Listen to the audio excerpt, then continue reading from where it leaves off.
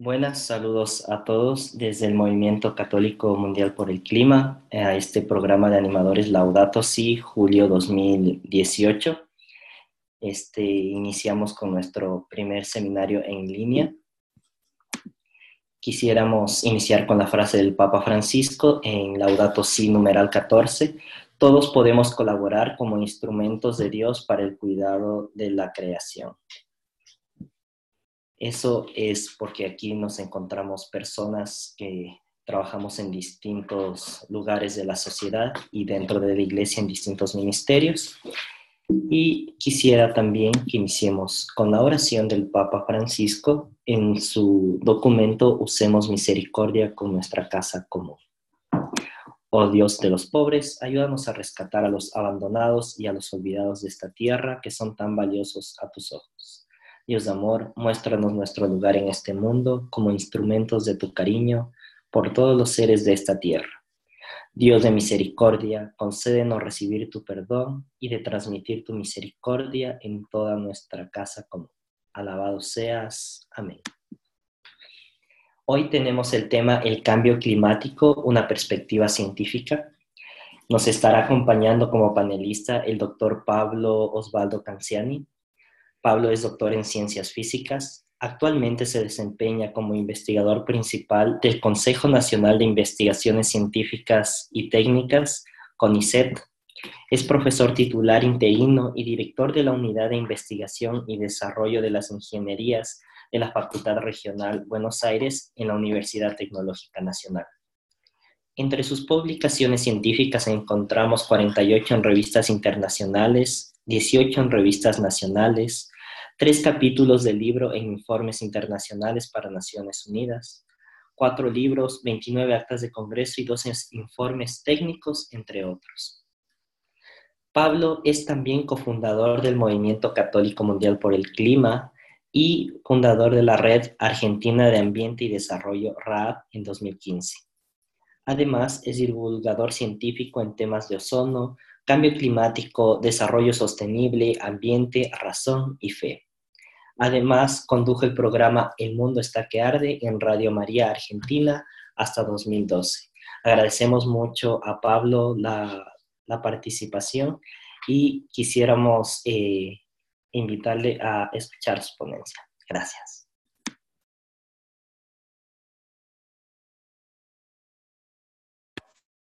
Bueno, buen día, buenas tardes, dependiendo de dónde están. La idea de la charla que voy a darles es presentar algunos conceptos básicos de cambio climático para que puedan seguir y entender un poco lo que está pasando. Necesitaría compartir la pantalla. Voy a avanzar. Ahí va.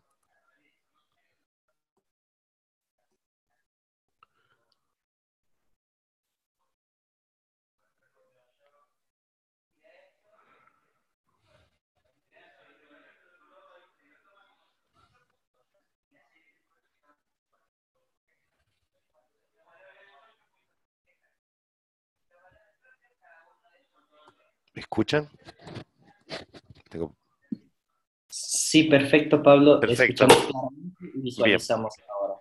Bien, bueno, la idea de la charla de hoy justamente es introducirles a lo que es el cambio climático, pero antes de comenzar quería ponerlo en contexto porque realmente es muy importante cuando hablamos de cambio climático entender de qué estamos hablando y cómo todo esto se relaciona con la situación mundial, social y ambiental.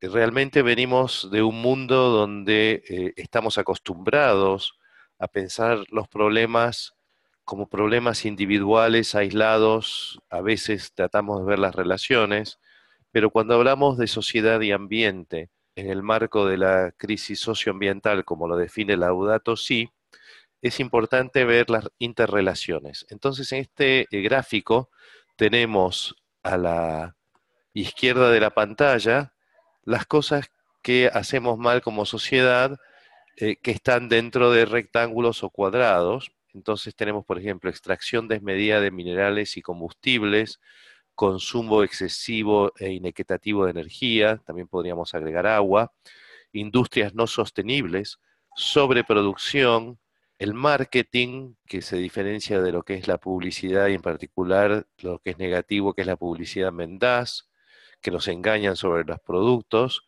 sobreconsumo e hiperconsumo, el modelo de agricultura industrial intensiva, con el cambio en el uso de suelos, deforestación, degradación de suelos, la basura, que es uno de los problemas emergentes ahora que se está debatiendo la cuestión de los plásticos, y la sociedad que a su vez es víctima y victimaria, donde tenemos inequidad, decisiones tecnológicas, fragmentación, estado ausente, corrupción, enfermedades, perdón, migración, éxodo y expulsión rural, hacinamiento urbano y pobreza. Y ustedes van a ver que hay flechas que unen todas estas cosas.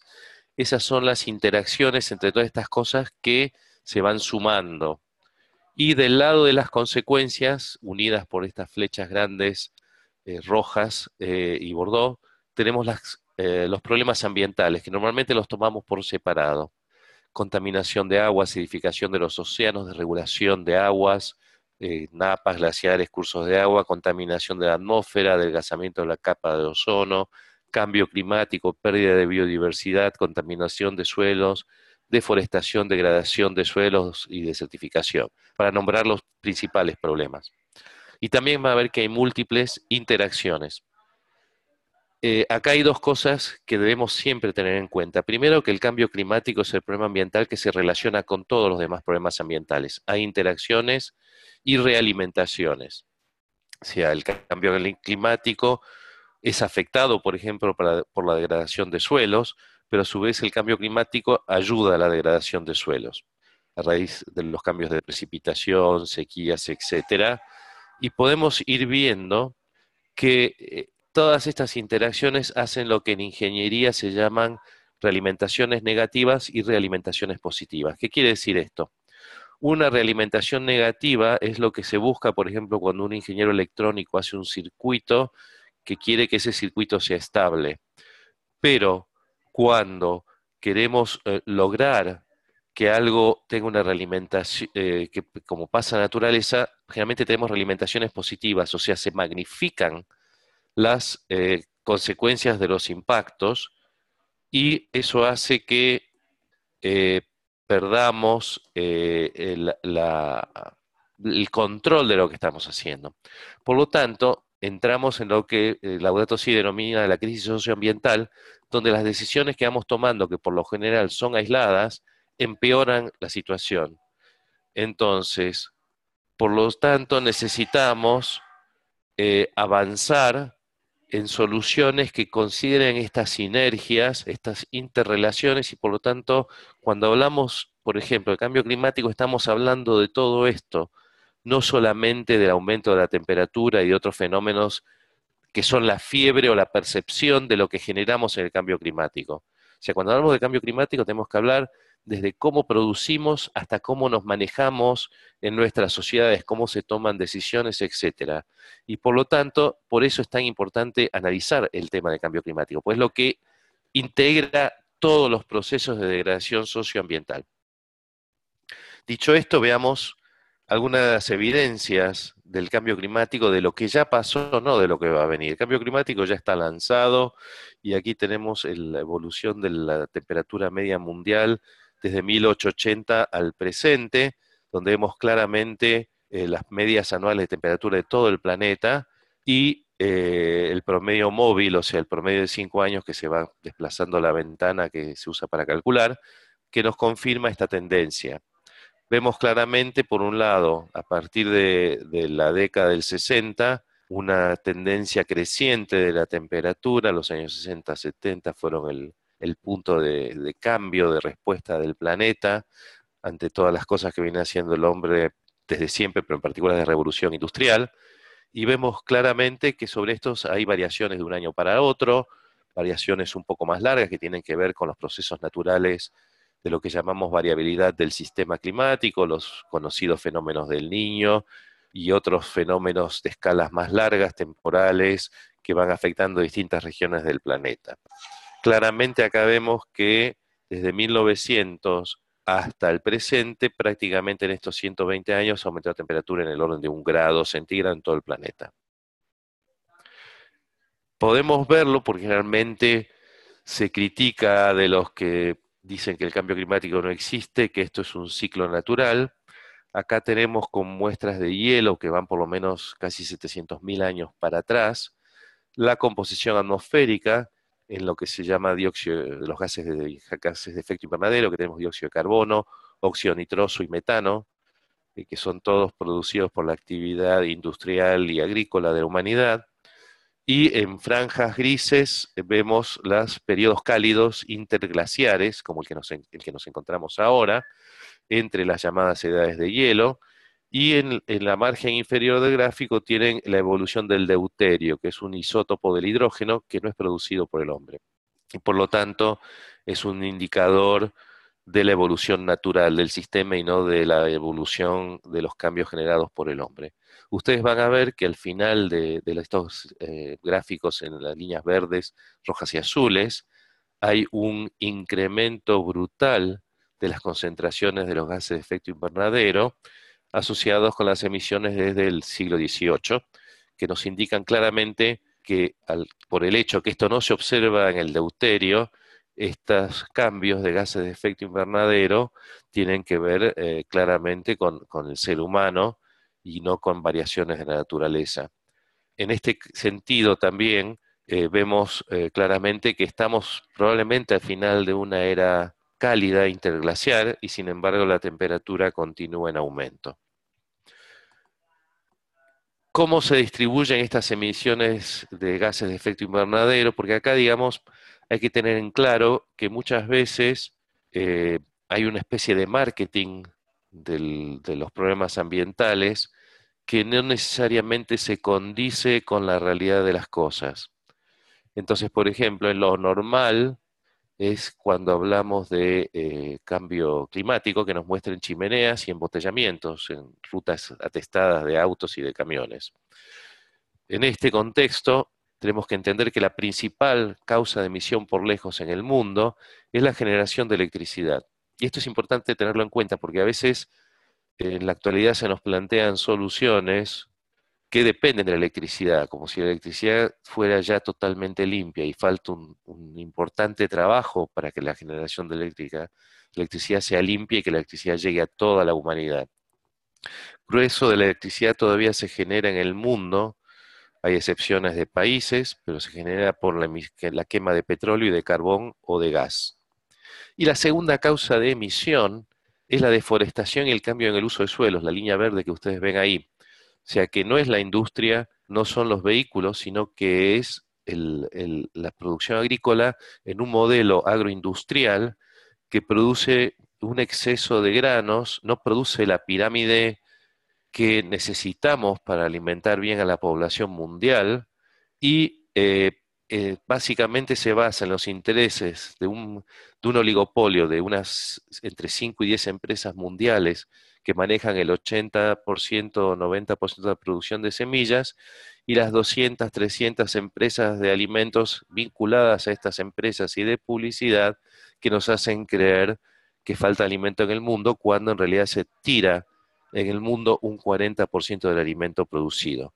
Si hoy hubiera una correcta distribución de alimentos en el mundo, se podría alimentar prácticamente la totalidad de la población mundial prevista para el año 2050. Esto se vincula en dos extremos, en el hiperconsumo de algunas sociedades y en la falta de tecnología para la producción y preservación de alimentos en las sociedades más pobres. Recién por lejos, en tercer lugar, aparece la industria y luego de eso, excluyendo la industria cementera, que es altamente contaminante, y el transporte. Con lo cual, confundir estas cosas ayuda mucho a cometer errores en las decisiones que se toman para reducir las causas del cambio climático. Fíjense que el sector de consumo residencial y de servicios es muy importante, inclusive más importante que las refinerías de petróleo en sus emisiones.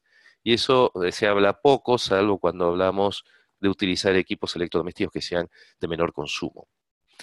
Por lo tanto, esto es importante cuando debatimos sobre la mitigación, encarar correctamente, insisto, en dónde hay que poner los puntos fundamentales para reducir emisiones.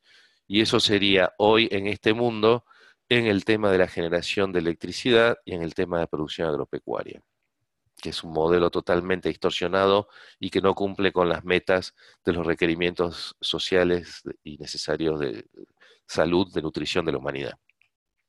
Otros detractores del cambio climático dicen, bueno, estos son ciclos solares. Acá tenemos dos gráficos que nos muestran la evolución de la actividad solar, uno con la irradiancia de la emisión del sol y otro con otro indicador que son el número de manchas solares, donde vemos claramente que las mediciones de temperatura a partir de la década del 60-70 se disparan, aun cuando la actividad solar a nivel de irradiancia se ha mantenido más o menos constante hasta el año 2000 y sigue así, mientras que en el gráfico inferior vemos claramente que si comparamos emisiones de dióxido de carbono medidas en dos puntos, en la Antártida y en Hawái, donde están observatorios mundiales, se observa claramente una relación de la temperatura con las emisiones, mientras que los números de manchas solares, que es un indicador de la energía emitida por el Sol, se mantienen más o menos estables.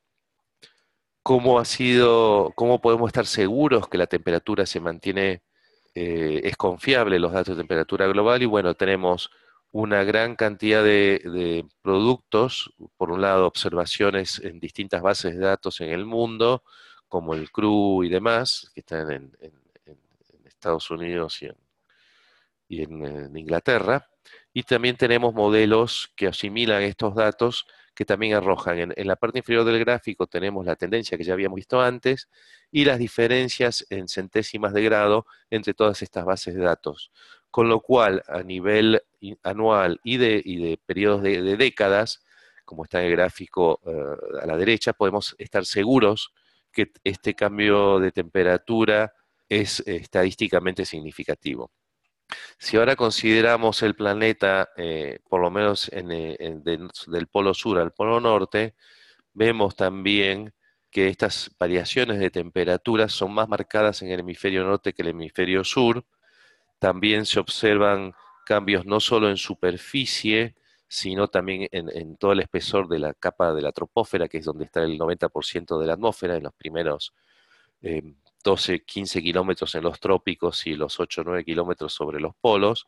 Y en la estratosfera, donde está la capa de ozono, tenemos por un lado un enfriamiento debido a la pérdida de la capa de ozono que ya se ha estabilizado, y por otro lado un enfriamiento como consecuencia de la acumulación de gases de efecto invernadero en troposfera. Con lo cual, todo este gráfico nos indica que tiene mucho que ver en estos cambios las emisiones y los cambios en el uso de suelos introducidos por el hombre.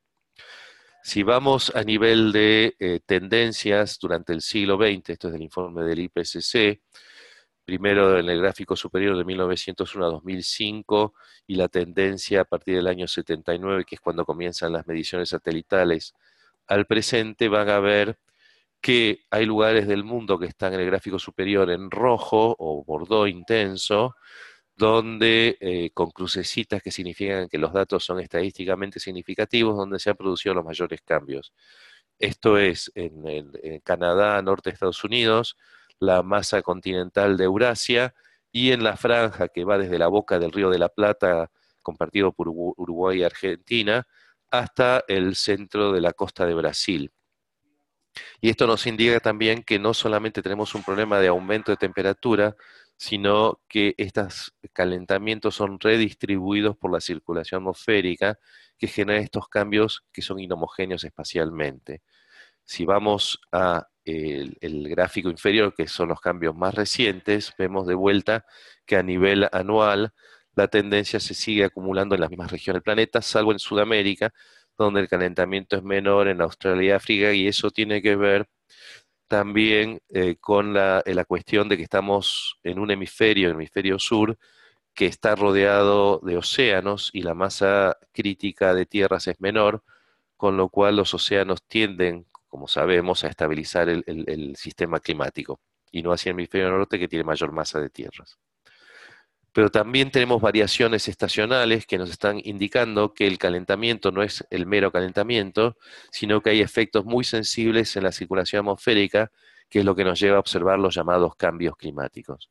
Fíjense inclusive que en invierno del norte, del hemisferio norte, en la zona del extremo oriental de Siberia, hay enfriamientos estadísticamente significativos, y en otras regiones, como puede ser la zona de Chile, de Argentina, en algunos casos también Uruguay, no hay cambios sensibles de temperatura en los valores medios. O sea que el cambio climático va afectando a cada región, por lo menos en lo que sabemos hasta ahora, de manera distinta. Sin embargo, y esto lo vemos en los cambios interanuales, podemos ver cómo son de un año para otro los lugares donde ha habido más calentamiento, no solamente las anomalías de 1 grado, sino que vemos, por ejemplo, en el año 2010 anomalías por encima de la media histórica, del orden de 4 o 5 grados prácticamente en el norte de Canadá, y, por ejemplo, en la Antártida, zonas de calentamiento y zonas de enfriamiento bastante significativos. Lo que está en blanco no es significativo en estos mapas. Con lo cual, y esto se sigue dando así, con una tendencia cada vez más a perturbaciones más intensas, particularmente en el hemisferio norte. El tema es que ahora sabemos que se están calentando los océanos, y eso es mucho más grave. ¿Por qué? Porque el océano es el motor o el dínamo del sistema climático que de hecho lo mantiene estable, y esa estabilidad generada por los océanos en los últimos 5.000 años es lo que ha permitido el florecimiento de las civilizaciones humanas a lo largo y a lo ancho del planeta. El agua tiene un calor específico, una capacidad de retención de agua muy importante, de calor muy importante, perdón, y por lo tanto, esa retención de energía por los océanos, debido a que no pueden remitirla al espacio por la contaminación de gases de efecto invernadero, es preocupante, porque ese calentamiento de los océanos, que es lento, también aun cuando paremos de emitir gases de efecto invernadero, va a atrasar la recuperación del sistema planetario en los próximos cientos y quizás, según algunos modelos, miles de años.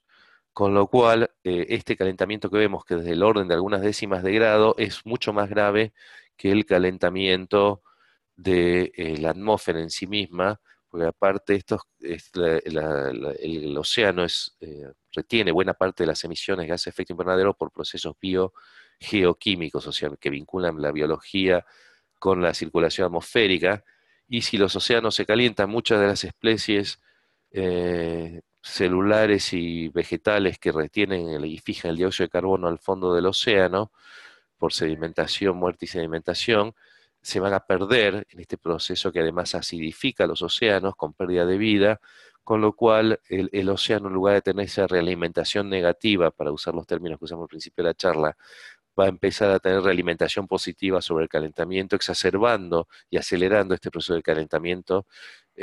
Probablemente, si no logramos mitigar estos procesos de emisiones en la segunda mitad del siglo XXI. Como los océanos se están calentando en algunas décimas de grado, desde la década del 80 ha aumentado la cantidad de vapor de agua en la atmósfera, y el vapor de agua también es un gas de efecto invernadero, pero que no es constante, porque lo vemos, por ejemplo, en su presencia en nubes, en la humedad relativa que cambia todos los días, etcétera. Pero al ser gas de efecto invernadero, esto afecta las precipitaciones y la forma que llueve. Si bien a nivel global no hay una clara tendencia en cuanto a los cambios de precipitación, y se ve en el gráfico inferior que dependiendo de qué conjunto de datos de lluvia, de precipitación, de nieve, etcétera, tomemos, hay tendencia negativa, neutra o ligeramente negativa o positiva. Con lo cual, el tema de precipitación hay que encararlo desde lo regional.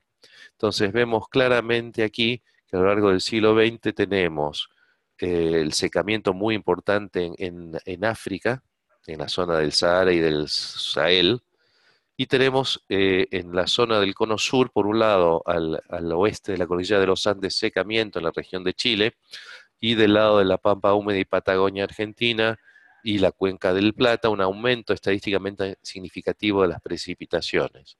Y también estos cambios se mantienen en la era satelital que empezó en el año 79.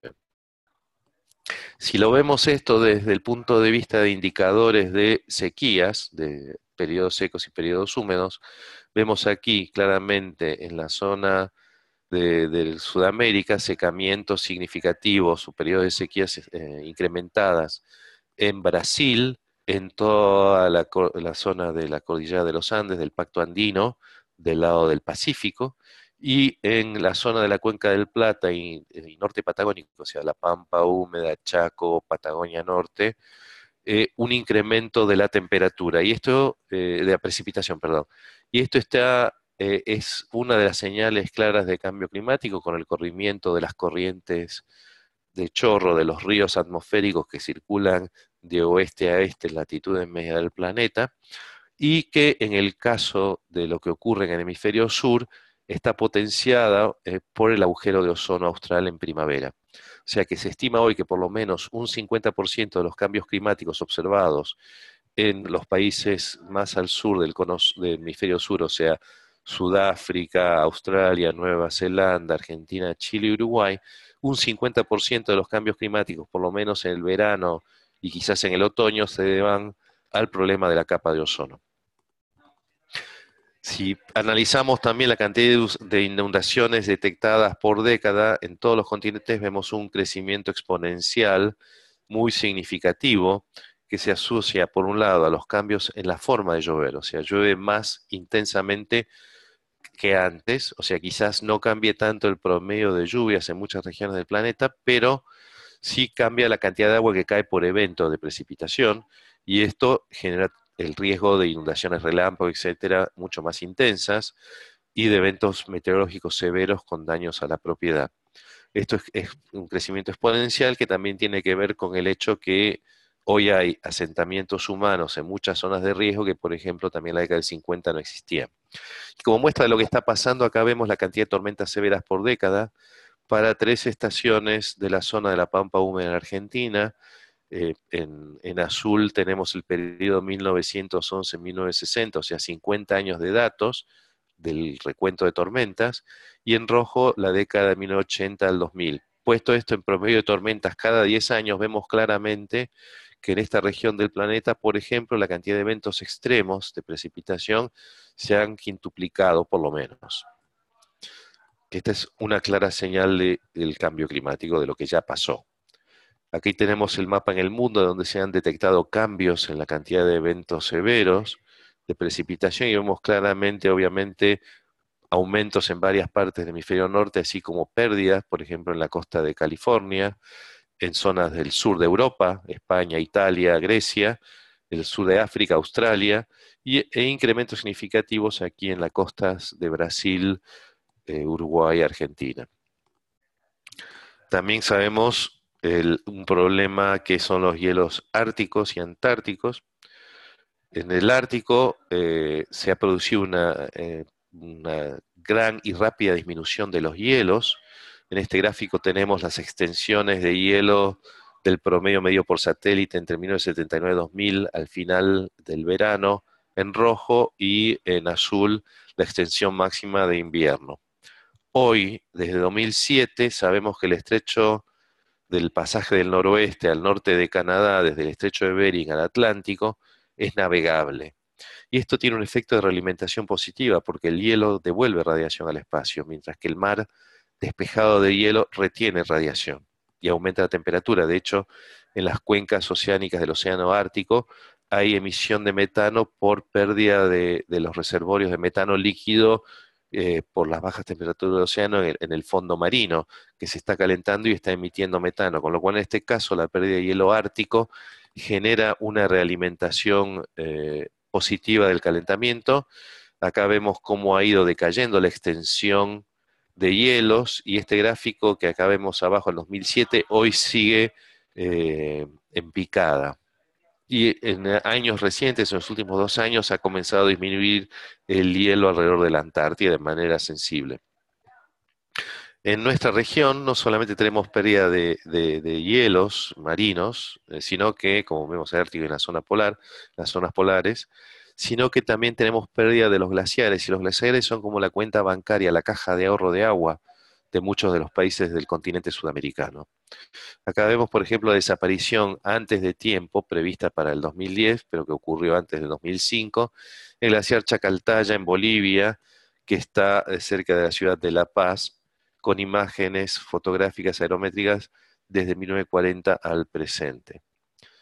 En los Andes centrales, estudios realizados en Chile y en Argentina indican una fuerte tendencia de calentamiento que supera la media mundial en las distintas estaciones en ambos lados de la cordillera de los Andes y que aumenta en altura. Esto significa, de manera concreta, que los glaciares que nutren de agua a Chile y Argentina se están achicando rápidamente, no solamente en latitudes tropicales como sería el norte de Chile o en Perú, sino también en latitudes subtropicales y latitudes medias.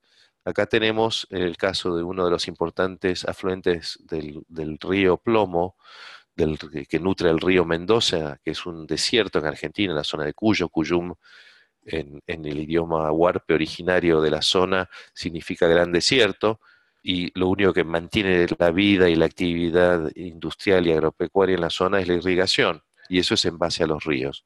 Este era el río, en base a fotografías y relevamientos de 1914, los glaciares del río que nutren el río Mendoza. Esto es en 1974 y en 1998, y estos son parte de las fotos que se utilizaron, donde vemos claramente esta cuenca, cómo han desaparecido virtualmente en los últimos años los glaciares que alimentan la zona de Cuyum. ¿Esto qué significa? No significa la pérdida total del abastecimiento de agua, porque continúa nevando, pero significa una desregulación del abastecimiento. Los glaciares, acá tenemos otro glaciar más que desapareció, fíjense la foto de 1914, la foto de 1984, acá tienen el mapa de retroceso. Y esto, por ejemplo, impacta en el funcionamiento de los sistemas de generación eléctrica y de irrigación. Acá tienen el caudal del río Atuel en el sur de Mendoza y provincia de La Pampa, lo que era medido en 1906-1920 y lo que es hoy, o es menor, en el periodo 1900, fines de la década del 80, principios de los 2000, donde vemos claramente un menor caudal en los meses de verano y un corrimiento por derretimiento más temprano de nieves y hielos, que significa un desplazamiento claro y concreto del abastecimiento de agua. O sea, cuando hay mayor demanda de agua, tanto para consumo humano, para generación eléctrica y para irrigación, hoy tenemos un faltante significativo de agua y esto impacta en la operatividad de la serie de represas que tiene el río Atuel y también en la provisión de energía eléctrica, obligando, por ejemplo, y eso lo vi en carne propia, estando de vacaciones en la zona del Cañón del Atuel, a liberar mucho más agua de la necesaria para mantener el nivel de generación eléctrica y la pérdida de agua para irrigación y consumo humano. En la Antártida tenemos un panorama un poco más complejo. Tenemos un fuerte calentamiento en la zona de la península antártica, calentamientos no significativos en parte de Antártida y enfriamientos en regiones, como vemos ahí al sur de Mar de Weddell, en azul, que indican cambios en la circulación y una situación compleja, dado que la Antártida es parte fundamental del sistema climático del hemisferio sur, con estos cambios de temperatura. Acá es un estudio que hemos hecho en mi grupo de investigación con la evolución de la temperatura antártica en la base Orcadas, en la punta de la península antártica, que es la base antártica más antigua del planeta, con datos desde 1903, donde vemos claramente la tendencia de calentamiento de esa zona, con fuertes ciclos naturales de 20 y 50 años, y cómo estos ciclos en verano ya han desaparecido por el forzante antrópico de la capa de ozono y el calentamiento por gases de efecto invernadero. Nuestro continente tiene además un problema grave que es la pérdida de bosques en un modelo que yo considero erróneo de producción agroindustrial, que de bajo valor agregado y degradación de suelos, que es el tema de la quema para eliminar, como es el caso de la pampa húmeda, de desechos, pero que también se queman pastizales y bosques en lo que es el Chaco, que comparte Argentina, Bolivia, Paraguay y parte de Brasil, para ampliación de la frontera agropecuaria, con la consiguiente degradación de sumideros naturales, como pueden ser los bosques naturales húmedos y secos del continente, y también los pastizales, que son naturales, que son equivalentes a los bosques en la fijación de dióxido de carbono, con cambios en el albedo, en cómo se devuelve la radiación solar al ambiente, y además con grandes emisiones de dióxido de carbono. Por ejemplo, Brasil en este momento tiene emisiones que rivalizan con los grandes países industriales por este proceso. O sea, además que son emisiones que afectan el proceso de cambio climático, son emisiones de bajo valor agregado, o sea que ni siquiera ayudan a resolver problemas de generación de empleo y de riqueza en nuestros países. Esto lleva, por ejemplo, a la generación de los llamados ríos de humo, que bajan por el costado de la cordillera de los Andes desde Brasil hasta el centro de Argentina, que tienen imágenes en el margen superior izquierdo de cenizas medidas con el sensor TOMS, que también mide la capa de ozono. Abajo tienen los puntos de incendios detectados por satélites en un día dado. Y en el sector derecho un mosaico de imágenes, vemos la frontera de los países, de Argentina, Paraguay, Bolivia, Brasil, Uruguay, donde se generan estos ríos de humos que trasladan contaminantes tóxicos además, como furanos y dioxinas, desde la quema en Amazonía y Mato Grosso hacia la zona de Pampa Húmeda, con otras consecuencias adicionales que son la generación de eventos de contaminación, ozono troposférico, que mata a los vegetales y genera problemas respiratorios, etcétera. Esta es otra imagen donde vemos el monóxido de carbono transportado de esta forma junto con el humo, y en la imagen derecha los particulados que contiene ese humo, que cómo se desplazan desde Brasil y Bolivia hasta el centro de la República Argentina. ¿Cómo son los cambios en la región? Ustedes vieron que en el gráfico anterior, en la zona del cono sur, aparentemente no había cambios en las medias.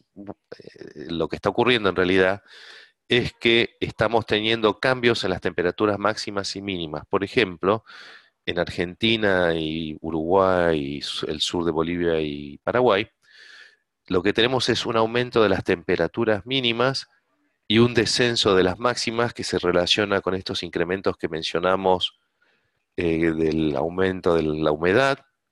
Y vemos, por ejemplo, que las temperaturas mínimas en el ciclo anual de cantidad de noches frías en verano, en primavera-verano de Argentina, tenemos menos noches frías y muchas más noches más cálidas, o sea, en promedio la noche es más cálida. Y esto trae problemas tanto en la salud humana, sobre todo en verano, porque las temperaturas, el factor de calidad del descanso, se pierde a partir del momento que la temperatura media de la noche supere los 24 grados, y eso afecta también en la parte animal y en la parte vegetal en los ecosistemas. ¿Cómo sería el futuro? Bueno, el IPCC ha definido escenarios de emisiones con concentraciones que afectan en cantidad equivalente los balances de radiación, y tenemos en verde el nivel 2.6, que sería que se logra un freno a las emisiones a partir de ahora, con un pico de emisiones en la década del 2040 y una reducción de emisiones. Y tenemos en rojo el escenario de seguir como está pasando ahora, que la humanidad no se pone de acuerdo para reducir emisiones. Y después los escenarios intermedios. En este contexto, el IPCC ha hecho corridas de modelos para ver cómo evolucionaría o evolucionó en el pasado la temperatura en distintas partes del planeta, que son las líneas en negro, y en azul y en lila tenemos los modelos que se utilizan para hacer estas proyecciones de cambio climático hasta fines del siglo XXI, que son en azul lo que da el modelo si no hubiera cambios en las emisiones, o sea, si siguiéramos con las emisiones naturales, como siempre hubo, volcánicas y de actividad solar, y en lila las emisiones con los forzantes generados por el hombre, deforestación, emisiones de gases de efecto, etcétera, y vemos claramente que es necesario considerar esas emisiones para explicar lo que está pasando hoy. O sea, no se puede explicar lo que está pasando hoy en general en la mayor parte de los continentes si no tenemos en cuenta la actividad antrópica. Por lo tanto, ya no hay forma de que nos discutan que esto del cambio climático es un proceso natural. Eso es un proceso de desinformación diciendo que es un proceso natural y que el hombre no tiene nada que ver. Es claro y concreto que el hombre sí tiene que ver y mucho en lo que está pasando. ¿Cómo simulan la evolución del planeta estos modelos? Bueno, acá tenemos en el último informe del IPCC lo que pasaría para mediados del siglo XXI, claramente entre un escenario de emisiones medias y altas, sobre todo para el hemisferio sur, hay algunas diferencias, pero la situación empeora drásticamente a partir del fin del siglo XXI cuando no hacemos nada. O sea, podemos considerar que en un escenario de emisiones controladas, la situación es manejable, por sobre todo en el hemisferio sur, pero en un escenario de situaciones no manejadas vamos claramente a una catástrofe socioambiental en algunas décadas. Se estima que de todos modos hasta el 2040, 2050 no será posible en la evolución del planeta diferenciar entre un escenario de bajas y altas emisiones por la inercia que tiene el sistema natural atmosférico, que es un retraso del orden de algunas décadas en responder a los cambios de emisiones de efecto invernadero. Por lo tanto, hoy lo que estamos viviendo a nivel de perturbaciones generadas por el cambio de uso de suelos, no tanto, pero sí por las emisiones, corresponde a las emisiones de hace un poco más de 20 años. Con lo cual es preocupante, viendo los eventos extremos que están ocurriendo, pensar en lo que va a pasar a futuro. Estos son los cambios en los regímenes de precipitación, donde claramente lo que está en punteado es donde va a haber cambios significativos de precipitación a lo largo de este siglo, en los dos escenarios. Estos son los cambios en temperatura del mar, donde vemos claramente, perdón, en el nivel del mar, donde vemos claramente que ya hay cambios y si no se adoptan políticas, hay zonas costeras, particularmente en las islas del Pacífico, que van a desaparecer. Y en nuestro continente, Argentina, México, algunas partes de Brasil también pueden ser gravemente influenciadas. Por ejemplo, acá en la cuenca del Plata, la zona de desembocadura del río de la Plata en ambas márgenes, en Uruguay y Argentina, son zonas muy vulnerables al aumento del nivel del mar. De hecho, ya lo están sufriendo con los cambios climáticos que generan marejadas, por ejemplo, en situaciones de tormenta. Y el riesgo de sequía se incrementa gravemente en todo el mundo. O sea que hoy, como ven abajo, en un sistema donde prácticamente toda la tierra disponible para agricultura ya está agriculturizada, según el informe del Milenio, claramente vamos a tener severos problemas para la producción de alimentos y además pérdida de zonas de selvas vírgenes, como puede ser en la Amazonía y en África Central, que pueden llegar a desaparecer por estos cambios climáticos, aún sin la intervención directa de la mano del hombre. El efecto en las zonas urbanas, las principales zonas urbanas del planeta, para la década del 50 vemos claramente que esto puede traer graves problemas, sobre todo en el hemisferio norte. Si uno se recuerda de la ola de calor del verano del 2003, en 2004 en Europa, donde con temperaturas a las cuales podemos estar acostumbrados aquí en el verano de las ciudades de Sudamérica, en Europa murieron decenas de miles de personas porque la infraestructura, el tipo de vivienda no está preparado para esas temperaturas. Yo estuve en una reunión del IPCC en La Haya, cerca de Ámsterdam, con temperaturas que son razonables para la ciudad de Buenos Aires en verano, cercanas a los 30 grados, y los pobres holandeses estaban desesperados por la temperatura, que no podían trabajar, etcétera. Con lo cual, también cuando hablamos de estas cuestiones hay que tener muy en cuenta las situaciones y las experiencias locales para analizar la crisis y buscar soluciones. Gracias por esta charla y quedo a disposición de ustedes para las preguntas.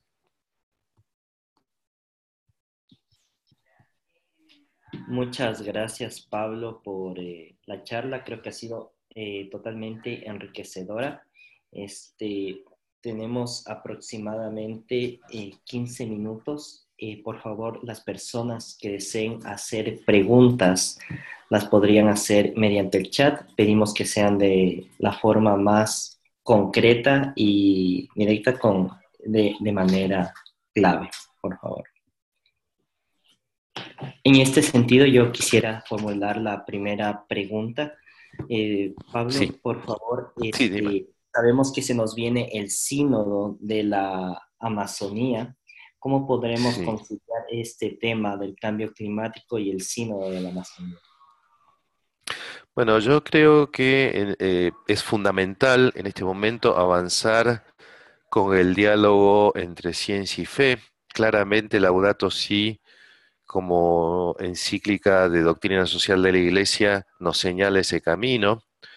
Acá el desafío es, por un lado, cómo generar actividad económica para sacar a nuestros pueblos de la pobreza, sobre todo a través de la actividad de lo que aquí en Argentina llamamos PYME, que son la pequeña y mediana empresa, muy vinculada a su lugar de origen, ¿no? O sea, una de las cosas que se necesita es en esta generación de nuevos empleos y de trabajo, que la empresa nueva tenga raíces profundas con las sociedades locales y regionales para, para justamente eh, que esa actividad sea una actividad sustentable, que respete a la sociedad y el medio ambiente, que genere riqueza local y que de alguna manera en esa generación de riqueza se haga de manera tal que esa actividad proteja la naturaleza. Eso por un lado, o sea, están las 7 preguntas del desarrollo que están en la encíclica: por qué, para quién, cómo, dónde, cuándo, con qué fin y quién paga los costos, donde los costos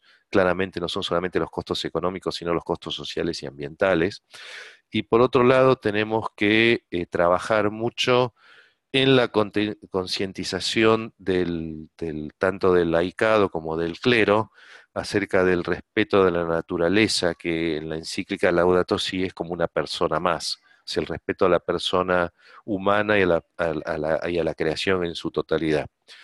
Y el tercer punto que para mí es fundamental es que en este tema, desde la Iglesia, sean los laicos que asuman la responsabilidad principal de llevar adelante este cambio de cultura eclesial, en el sentido que la Iglesia somos todos y los laicos somos los que estamos en este frente de batalla, digamos, para cambiar la cultura, y que los consagrados nos deben dar el apoyo teológico, espiritual y la guía para poder, teológica para poder llevar adelante este cambio.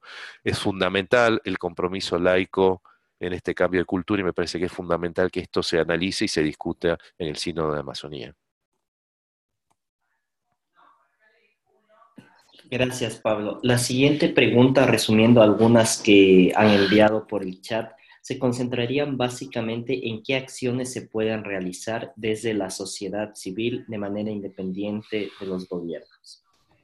Bien, en la sociedad civil, y eso nos cuesta en los países de América Latina, no hemos logrado esa maduración en la participación democrática. Y es que tiene que quedar en claro que nosotros votamos de dos maneras continuamente. Una, como ciudadanos, o sea, donde tenemos la responsabilidad de elegir a las autoridades que nos van a representar, o sea, las autoridades políticas elegidas están a nuestro servicio y no al revés. Es un clara cambio de conciencia que tenemos que realizar en nuestros pueblos. Y la otra manera que votamos es, todos somos consumidores. Y la palabra consumidor no es mala en sí mismo. En un ecosistema hay productores, hay consumidores y hay fagocitadores, que son los que procesan los residuos. Nosotros como consumidores tomamos decisiones de compra, sea en alimentos, sea en la ropa que nos ponemos, sea en la forma de que nos transportamos, sea en la forma que tomamos para tener nuestros periodos de ocio, que no es malo tampoco. En esos momentos tenemos que dar señales claras a las empresas que producen los bienes y servicios que consumimos, que no aceptamos cualquier cosa. Entonces, el cambio fundamental de base viene tanto en nuestro rol de ciudadano como consumidor. O sea, el karma que tenemos que, o no el karma, la metanoia que tenemos que hacer es que somos consumidores responsables y ciudadanos exigentes. En este contexto, a partir de ese cambio es cuando podemos empezar a exigir cambios, y como se dijo en la reunión del Planeta Bajo Presión en Londres en marzo de 2012, el cambio va a venir de abajo para arriba y no de arriba para abajo.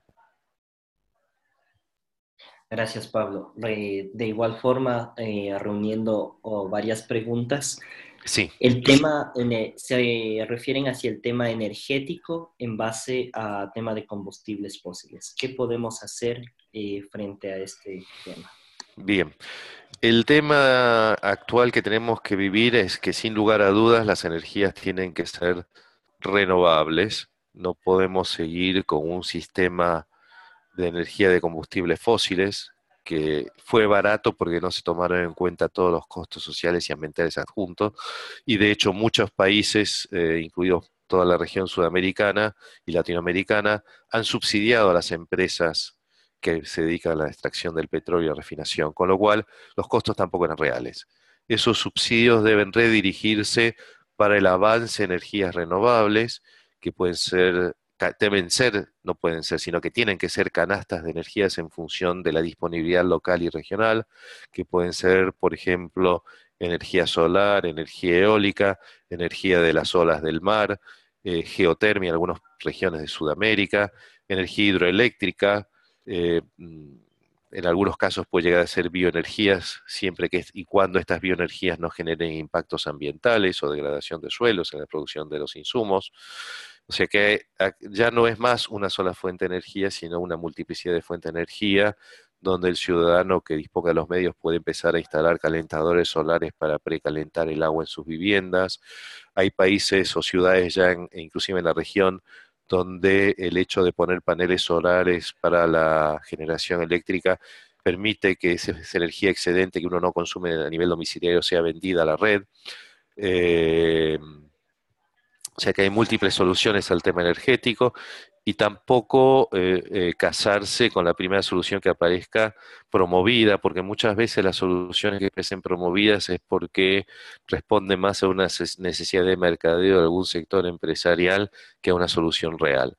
Eh, Tenemos que pensar que, por ejemplo, el tema del uso racional de los autos eléctricos requiere que las baterías no se tiren, sino que son baterías de altamente contaminantes. Entonces hay países donde se está analizando legislación para generar una cadena de uso de esas baterías que empiecen primero en los autos y vehículos donde se hace se necesita una rápida recarga de las baterías para después pasar a uso industrial y domiciliario donde la recarga rápida no es tan urgente, pero siempre y cuando la generación eléctrica que alimenta estos autos no sea hecha con combustibles fósiles, sino estamos generando doble contaminación con la producción de minerales para las baterías, la falta de reciclado de muchas de esas baterías que hay hoy y el consumo de energía, generación de energía a partir de emisiones de gases de efecto invernadero.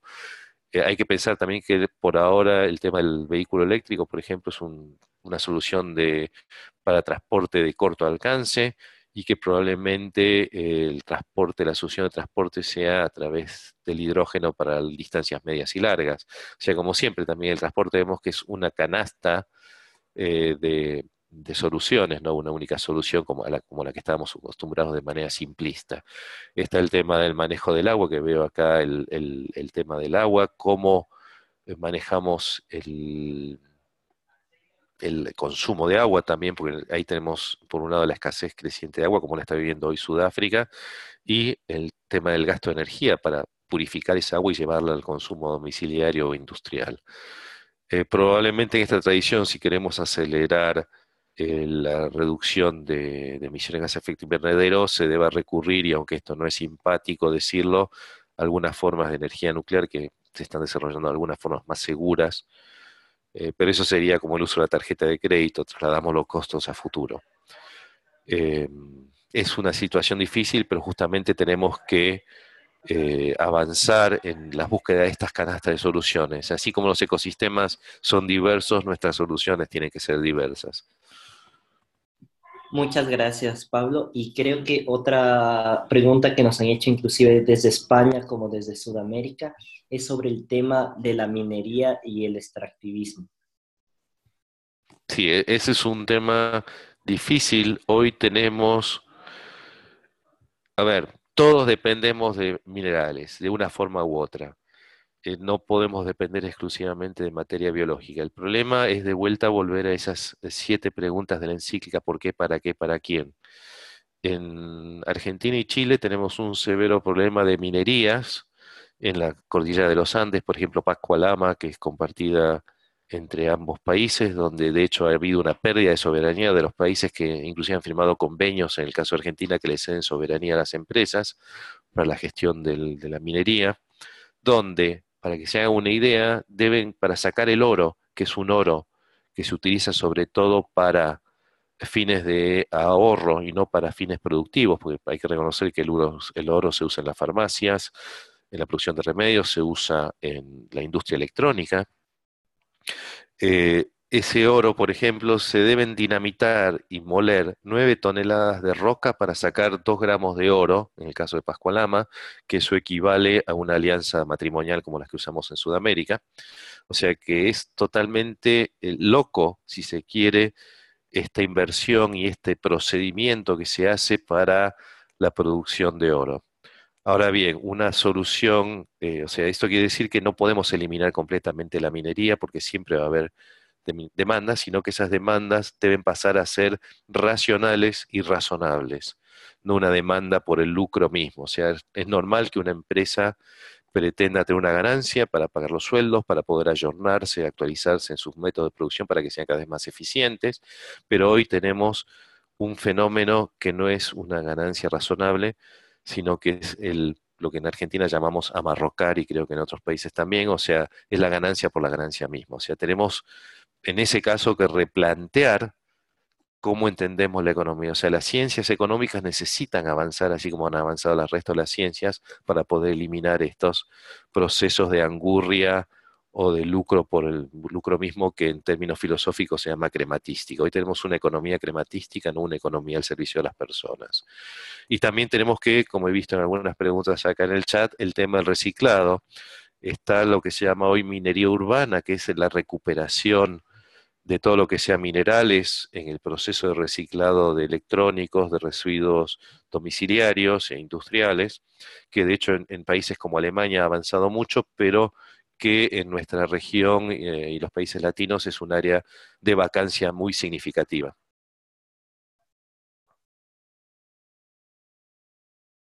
Muchas gracias, Pablo.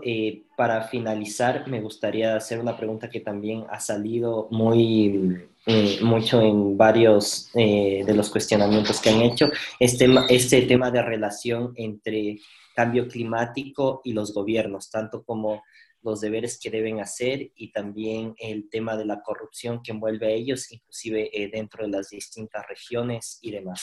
Pido disculpas, no se pueden generar todas las preguntas que ustedes las hacen por el chat, por el número y por el tiempo, pero he tratado de enmarcarlas dentro de temas generales. Muchas gracias. Y con esta pregunta terminamos, Pablo. Muchas gracias. Bien, a nivel de corrupción y demás, ese es un tema grave de nuestra región y es un tema que justamente volvemos al punto anterior. Tenemos que ser ciudadanos responsables y que exigentes, pero también acá tenemos que exigir no solamente la parte de los cargos políticos. Uno de los problemas graves de corrupción en nuestra región son los sistemas judiciales que se dejan corromper. O sea, en la medida que no haya un sistema judicial realmente independiente e incorrompible, no vamos a poder solucionar estos problemas y otros que aquejan nuestras sociedades. En el tema ambiental, eh, hay un tema que le cuesta mucho al sector judicial entender en muchos países, que es que está acostumbrado el sistema judicial al derecho individual emergente de la historia de los códigos de la región, que tiene que ver con el código romano y después otras variaciones como el código napoleónico. A nivel regional, el cambio es que tenemos que pasar del derecho individual al derecho colectivo. Y muchas veces eso también le cuesta a los abogados, al sector judicial. Y a nivel político, por ejemplo, está viendo, me decían preguntas sobre reducción de emisiones. Eh, los, eh, los países de la región emiten, salvo México y Brasil, que son emisores importantes, emiten del 1,5% o mucho menos de emisiones de gas de efecto invernadero. La reducción de emisiones en los países es importante sobre todo por el tema de costos. No impactan de manera muy significativa en la reducción de emisiones globales, que debería estar a cargo, esta responsabilidad sobre todo a cargo de los países emisores principales, como China, Estados Unidos, los países europeos y Australia. Sin embargo, reducir emisiones es bueno porque nos ayuda a ser más eficientes. Y por otro lado, que veo, por ejemplo, el caso de una pregunta, la de reducción de emisiones para Argentina, yo creo que sí son cumplibles, pero tiene que haber un control estricto por parte de la sociedad de que esos cambios se hagan. O sea, simplemente con cambiar el esquema de transportes de nuestros países, recuperando ciertos sistemas de transportes más masivos, como puede ser el ferrocarril, ya con eso hacemos un gran aporte. Y el otro gran aporte a mitigación sería que respetemos más los ecosistemas naturales y su rol en el balance, no solo de emisiones, sino su rol en el cuidado de la biodiversidad, que es una de las grandes riquezas continentales, que son útiles inclusive no solo por su existencia per se, por el hecho de estar y de existir, sino también pensemos, por ejemplo, en toda la desarrollo farmacológico que se podría hacer en las zonas de diversidad biológica alta como tenemos en Amazonía, en Chaco y en todo el continente en Centroamérica. Muchas gracias, Pablo, por la excelente exposición y gracias también a todos los participantes por el tiempo que han dado y les esperamos para el siguiente seminario en línea en el que estaremos tratando el cambio climático desde la doctrina social de la Iglesia. Nuevamente, muchas gracias, Pablo, por esta excelente intervención. Gracias. Yo vi pregunta ahí brevemente, después les paso a ustedes el PDF de mi PowerPoint para que se lo distribuyan a los participantes. Muchas gracias, Pablo. Un abrazo. Estaremos Gracias. enviando esta presentación a todos ustedes.